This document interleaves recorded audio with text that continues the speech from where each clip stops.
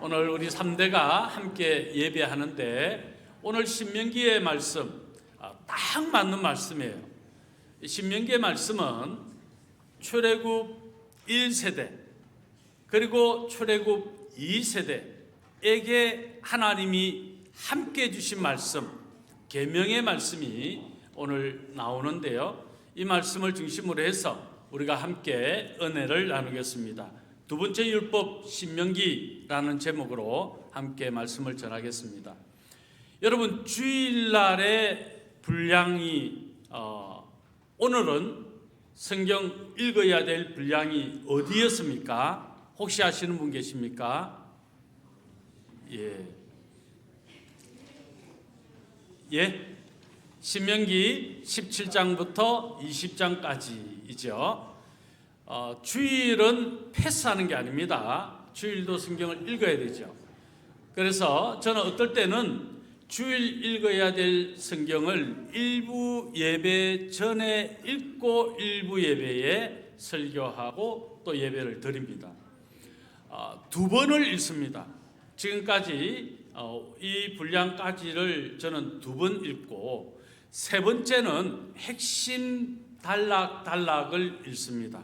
그래서 세 번째는 전체적으로는 읽지 않고 핵심적인 단락과 특별한 사건과 문장을 중심으로 세 번째는 읽습니다. 그렇게 하면 성경 우리가 66권의 내용을 전체적으로 이해하고 아는데 매우 유익하죠. 오늘 제가 17장부터 20장까지 한 번을 읽었고 두 번째 읽을 것은 이제 오후 예배를 마치고 예수 동행 제자 훈련을 마치고 읽게 될 겁니다. 성경을 자꾸 그냥 지나가다 보면 그 읽을 분량을 놓치게 되고 이게 누적되면 포기하게 됩니다. 그래서 매일 정해진 그 분량만큼 성경을 읽는 것이 매우 중요합니다. 오늘까지는 신명기 20장까지이고요. 내일부터는 다시 신명기 21장부터 우리가 읽게 되는데, 신명기 하면 떠오르는 게 있습니다. 십계명이죠. 이 신명기에 주어진 십계명 이전에 또 십계명이 한 번 주어졌습니다. 어디에서 주어졌을까요? 출애굽기 20장이지요. 신명기의 전체 보면 아주 중요한 핵심 단어 하나를 꼽으라고 말하면 기억하라라는 단어입니다. 신명기에 아주 핵심되고 중요한 부분에 들어가면 기억하라고 하는 단어가 나와요. 오늘 이 십계명 안에도 기억하라고 하는 단어가 한 번 들어가 있습니다. 그만큼 신명기 말씀은 하나님의 자녀, 하나님의 백성들이 분명히 기억해야 될 말씀이다. 무엇을 기억해야 합니까? 하나님과 우리와 맺었던 계약, 언약을 기억해야 된다. 그리고 또 무엇을 기억해야 됩니까? 하나님께서 우리에게 베풀어 주셨던 은혜, 사랑, 하나님의 놀라운 역사, 큰 기적과 기사, 우리를 위하여 다 베풀어 주셨기 때문에 그와 같은 하나님의 사랑, 은혜를 기억해라. 이것을 14번씩이나 계속 반복하면서 우리에게 교훈 주시고자 하신 책이 신명기라고 말할 수 있습니다. 5장부터 26장까지 바로 이 계명의 말씀을 주시고 이 계명을 우리가 어떻게 삶에 적용해야 될 것인가를 신명기는 말씀합니다. 그리고 27장부터 33장까지는 하나님의 경고와 축복의 말씀을 통해서 하나님의 자녀, 하나님의 백성들은 복받는 사람들이고 그 복을 누리는 사람들이다. 이것을 매우 강조합니다. 그런데 그 복받은 자, 복을 누리는 자라고 하는 것을 잊어버리면 그건 하나님을 떠나는 것이고 하나님 말씀에 순종하지 않는 것이고 하나님의 경고로 저주와 같은 인생이 될 수밖에 없음을 밝히고 있는 것이 바로 33장까지의 말씀입니다.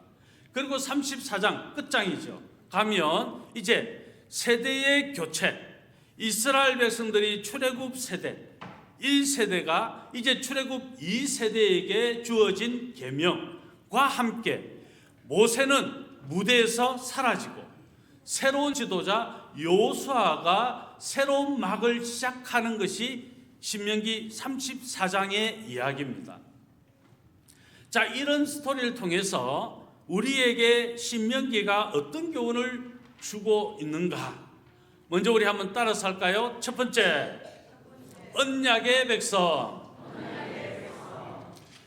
우리는 모두가 하나님과 언약을 맺은 백성, 하나님과의 관계는 언약적 관계다라는 것을 신명기서에서 매우 강조합니다.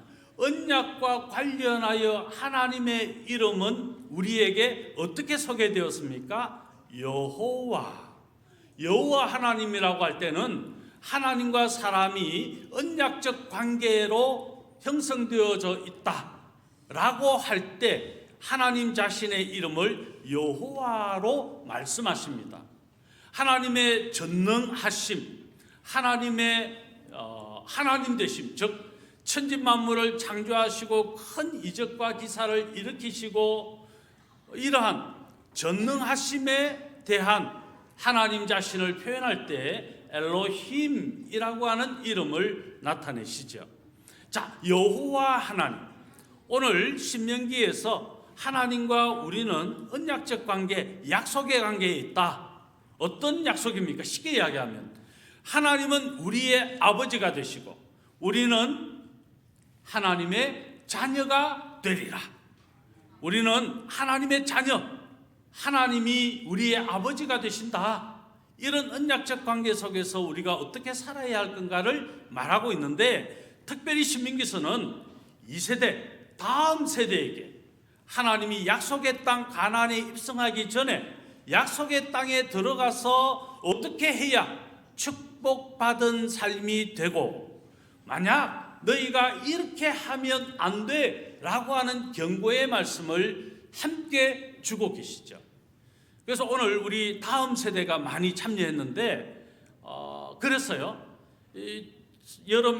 겨울 행사 발표를 설교 전에 할까요? 설교 후에 할까요? 라고 우리 누군가 물었어요. 당연히 설교 후에 해야지. 왜요? 오늘 이 말씀은 1세대뿐 아니라 2세대에게 주시는 말씀이거든요. 자, 그런 의미에서 언약의 백성이다.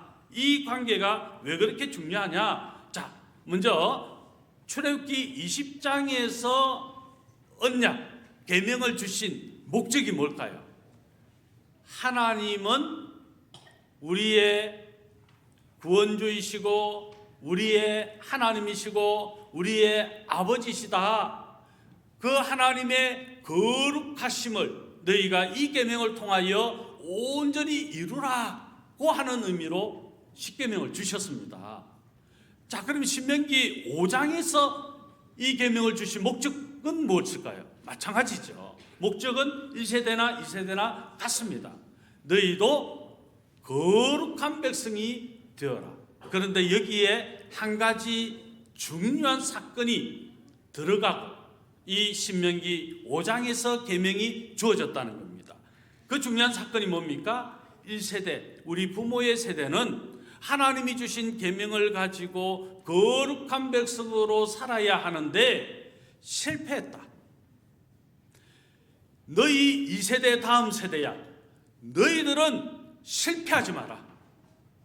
부모들의 과거의 실패, 광야에서 모두 죽게 되었던 1세대의 전철을 밟지 마라. 너희는 거룩한 백성이다. 다시 언약을 맺는다. 너희는 반드시 거룩한 백성으로 승리해야 한다. 이것을 매우 중요하게 강조하면서 이 계명을 주셨다는 것이죠. 그런 측면에서 오늘 다음 세대가 함께 예배하는 것이 우연일까요? 아니요. 하나님의 정하신 섭니다. 저는 그렇게 믿습니다. 우리 다음 세대 잘 들으세요. 자, 그러면 이 출애굽기 20장에 주어진 이 십계명을 어떤 언약이라고 말할까요? 그리고 신명기 5장에서 주어진 십계명은 또 어떤 언약이라고 말할 수 있을까요? 출애굽기 20장은 시내산에서 하나님께서 주신 언약이라 해서 시내산 언약이라고 말합니다. 이건 출애굽 1세대에게 하나님과 그들과 맺었던 언약이라는 것이죠. 자, 그런데 이 신명기 5장은 모압 평지에서 주어진 언약이에요. 그래서 이것을 모압 언약이라 그렇게 말합니다.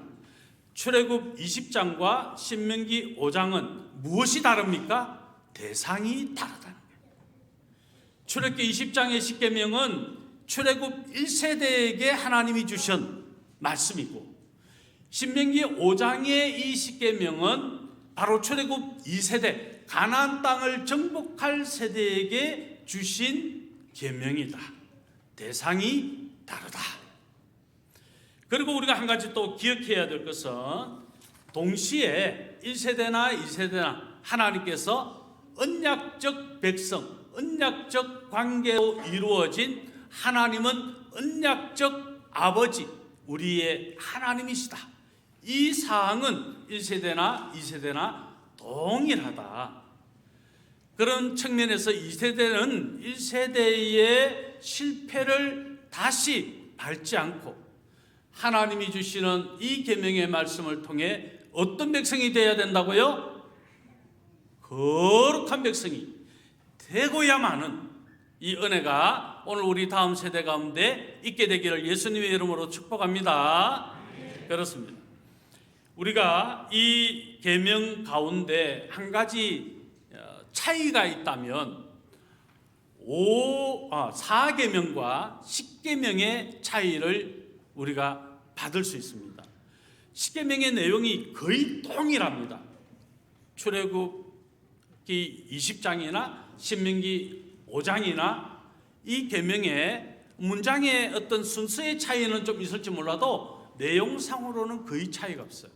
그런데 두 계명 부분에서 조금 차이가 납니다. 첫 번째 차이가 몇 계명에서 난다고요? 4계명. 자, 4계명은 어떤 계명일까요? 출애굽기 20장에서 말하는 대로 한번 앞부분 말씀해 보실까요? 안식일을 기억하여 거룩하게 지켜라. 그런데 신명기 5장에 가면 기억하다라는 말이 앞에 안 나옵니다. 어디에 나올까요? 차이는 출애굽기 20장은 창조 기사를 중심으로 안식의 근거가 바로 창조 기사에 근거했어요. 그러나 신명기 5장에서의 안식의 근거는 무엇에 두었을까요? 출애굽 사건, 즉 구속 사건의 그 근거를 두고 있습니다.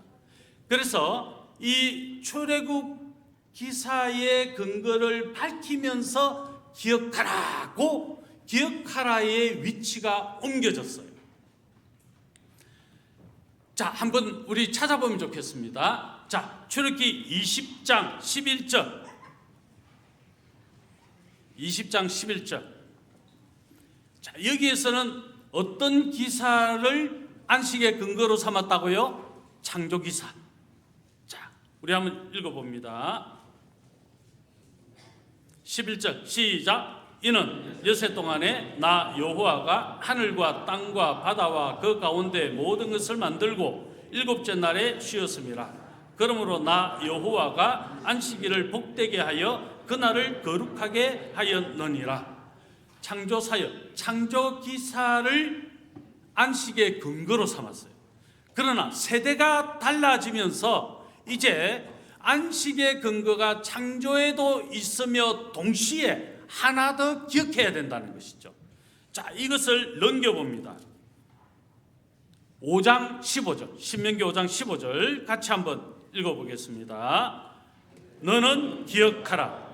네가 애굽 땅에서 종이 되었더니 네 하나님 여호와가 강한 손과 편팔로 거기서 너를 인도하여 내었나니 그러므로 네 하나님 여호와가 네게 명령하여 안식일을 지키라 하느니라. 안식의 근거를 어디에 뒀습니까? 출애굽 사건에 뒀어요. 그래서 우리는 이제 제3세대예요. 예수 그리스도 이후에 예수 그리스도를 믿음으로 하나님의 자녀가 되고 백성이 된 사람들은 쉽게 이야기하면 제3세대의 삶을 사는 사람들이다. 우리가 기억해야 될 것은 무엇입니까? 창조기사와 출애굽기사를 동시에 기억하면서 하나님 예수 그리스도께서 다시 오심을 바라보며 하나님이 이루신 은혜를 기억해야 될 세대다. 이것을 우리가 오늘 신명기의 말씀을 통하여 바라보게 되는 거죠. 그래서 20장 4계명에서 이렇게 말합니다. 안식일을 기억하여 거룩하게 지키라. 자, 그러면 신명기 5장에서 4계명 어떻게 됩니까? 내 하나님 여호와가 내게 명령한 대로 안식일을 지켜 거룩하게 하라. 기억하라가 어디로 넘어갔다고요? 15절로 넘어갑니다. 너는 기억하라. 그러면서 출애굽 사건을 밝히는 것이죠. 자, 여기서 이제 핵심. 왜 출애굽 기사가 안식의 근거가 되는가? 우리가 애굽의 종되었던 이스라엘 백성들처럼 마귀의 종되었고 죄의 종되었던 우리, 예수 그리스도의 십자가로 예수님을 믿음으로 그분 때문에 우리는 이제 하나님의 자녀, 하나님의 백성이 되었다. 이스라엘 백성들이 애굽에서 나와서 가나안을 정복하여 가나안을 취한 것 같이 이제 우리는 예수 그리스도를 믿음으로 마귀의 종로로 타지 않고 멸망받는 자가 아니고 저 천국을 이루고야 마는 사람이 되었다. 너는 그것을 기억하라. 이것이 오늘 저와 여러분에게 주시는 말씀이라는 것이죠. 자, 그런 측면에서 또 차이가 하나 더 있다면 바로 십계명에서 차이를 볼 수 있습니다. 십계명에는 밭이 들어가요. 자, 한번 볼까요? 5장 21절 차이만 볼 거니까 자, 신명기 5장 21절 한번 읽어봅니다. 내 이웃의 아내를 탐내지 말지니라. 내 이웃의 집이나 그의 밭이나 그의 남종이나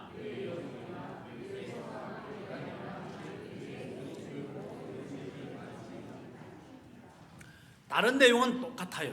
그런데 여기에 밭이 하나 더 추가됐어요. 왜 그랬을까요? 지금 이 모압 평지에서 이 계명이 주어졌을 때는 르우벤, 갓, 므낫세 반지파가 요단 동편을 정복했을 때 요단 동편은 어디입니까? 기름진 밭이 형성되어 있는 땅이었어요. 그래서 하나님은 이제 더 실제적인 것 하나를 더 추가합니다. 밭, 너희에게 이제 밭이 주어졌다.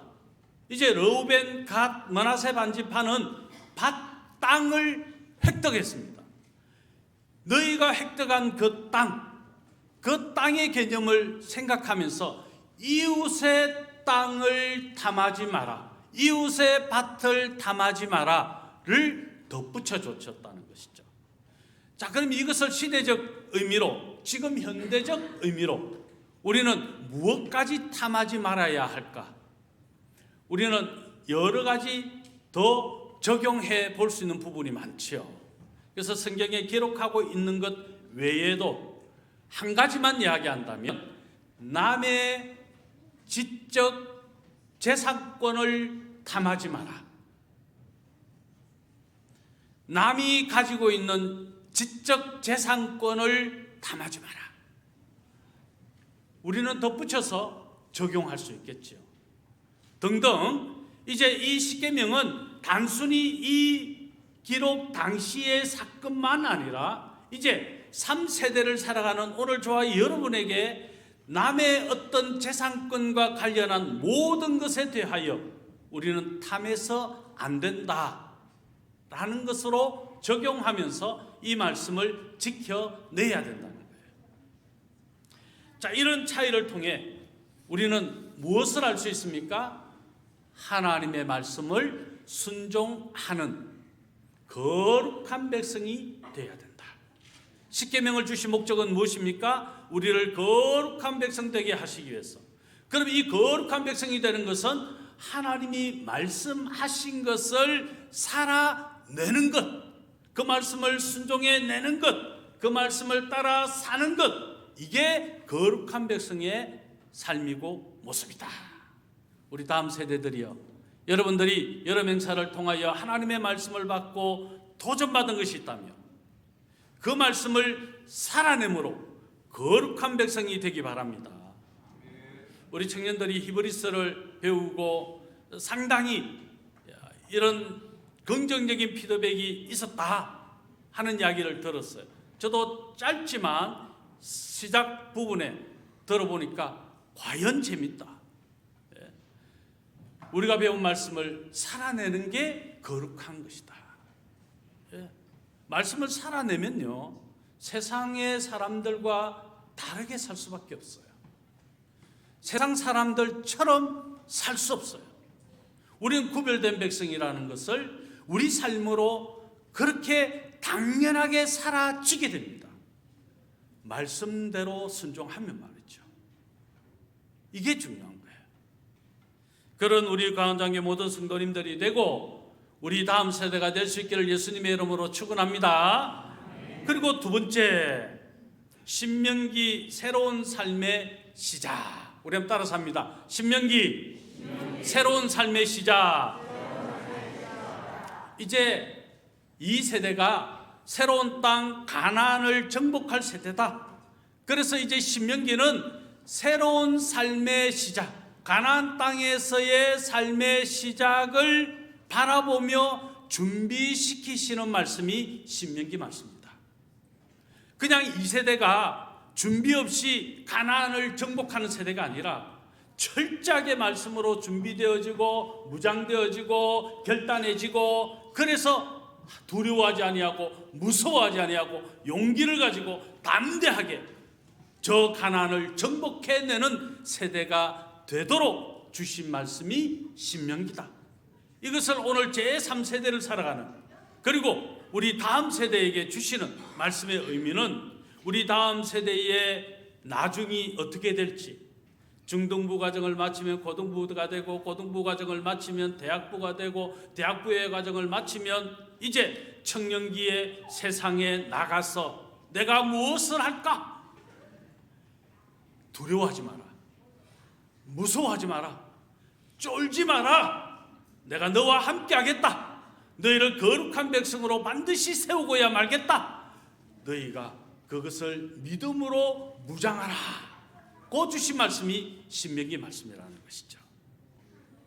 그런 측면에서 신명기의 말씀 또한 언약의 갱신, 거룩한 백성이라고 하는 것을 다시 한 번 더 결단하고 다짐하게 하는 언약의 갱신으로 주어진 말씀이다. 자, 신명기는 모세가 이스라엘 백성들이 약속된 기업의 땅으로 들어가기 위해서 이 세대에게 준비하게 하심으로 주신 말씀이다. 요거 꼭 기억하시고, 요거 문장 하나 딱 띄워주게 돼 있는데, 띄워주네. 한번 읽어볼까요? 시작. 모세가 이스라엘 백성들이 약속된 기업의 땅으로 들어가기 위해 출애굽 2세대들을 준비시키며 그들에게 다시 율법을 명하여 기록한 것이다. 이해가 되십니까? 신명기가 바로 그런 책이구나. 그들이 하나님을 사랑하고 전심으로 하나님께 순종하는 것이 얼마나 중요한지를 강조하고 있는 이 신명기의 말씀.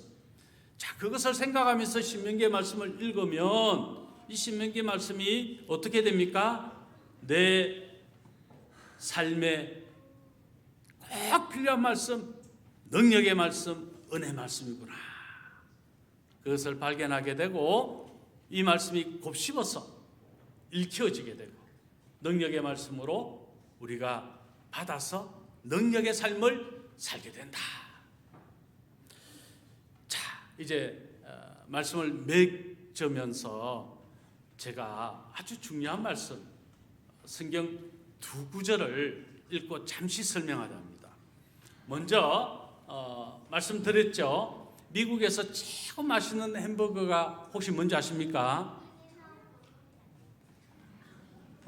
최근에 미국 갔다 온 애가 이야기 한번 해봐라. 없나? 이하나 안 먹어봤나? 야, 미국 가서 그것도 안 먹어보면 뭐 했노? 인앤아웃이라는 햄버거예요. 자, 우리 한번 봅니다. 28장 6절의 말씀 같이 읽어보겠습니다. 시작. 내가 들어와도 복을 받고 나가도 복을 받을 것이니라. 아멘. 우리는 어떤 존재입니까? 들어가도 복을 받고 나가도 복을 받는 존재다. 어떻게 할 때?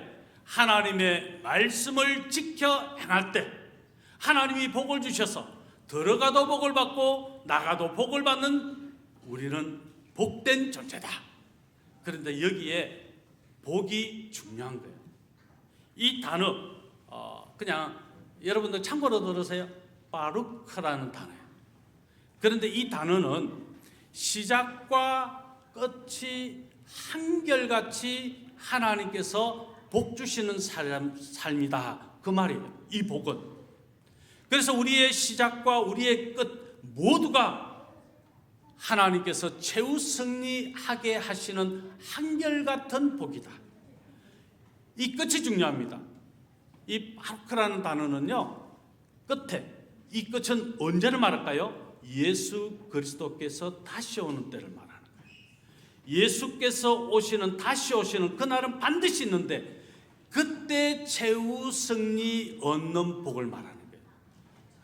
돈 많이 주는 복인가? 건강한 복인가? 명예스러운 복인가? 권력의 복인가? 그런 복 아닙니다. 그건 음식점에 찌끼다시와 같은 거고, 음식점의 본 게임은 뭐라고요? 예수님이 다시 오셨을 때 최후 승리를 이루는 사람, 끝까지 승리하는 복, 이게 바루크라는 단어의 의미예요. 그러니까 들어가도 복을 받고 나가도 복을 받고, 그는 언제까지나 한결같이 하나님의 복을 받는 존재가 되어서 예수님이 다시 오실 때 최후 승리를 얻는 사람이다. 그런데 한 군데 더 봅니다. 28장 19절의 말씀이에요. 같이 읽어봅니다. 시작. 네가 들어와도 저주를 받고 나가도 저주를 받으리라. 이 아루르라고 하는 단어, 저주라는 단어는요, 최후의 멸망이라는 뜻을 가지고 있는 단어예요. 끝에 잘 못 되는 저주라는 거예요. 그럼 이 끝은 또 어딜까요? 예수님이 다시 오실 때 영원히 멸망받는 최후의 멸망을 뜻하는 저주라는 거예요. 지금 일이 꼬이고 제대로 안 되고 이게 아니고, 마지막에 예수님이 다시 오실 때 망하는 자가 된다면 저주받은 자고, 예수님이 다시 오실 때 승리하는 구원받은 천국 백성으로 예수님의 칭찬을 받는 자가 된다면 이게 진짜 복받는 자가 된다. 그러므로 말씀의 마무리, 하나님의 말씀을 지켜 행하면 복받는 자가 된다. 그가 거룩한 백성이다. 우리 광안장교회 모든 성도님들, 특별히 또 우리 다음 세대, 이 말씀을 기억해서 언제나 하나님의 말씀에 순종해서 거룩함을 살아내고, 그래서 하나님이 마지막 끝 종말의 때에 구원받은, 축복받은 최후 승리를 이룬 그런 우리 모두가 될 수 있기를 예수님의 이름으로 축원합니다. 아멘.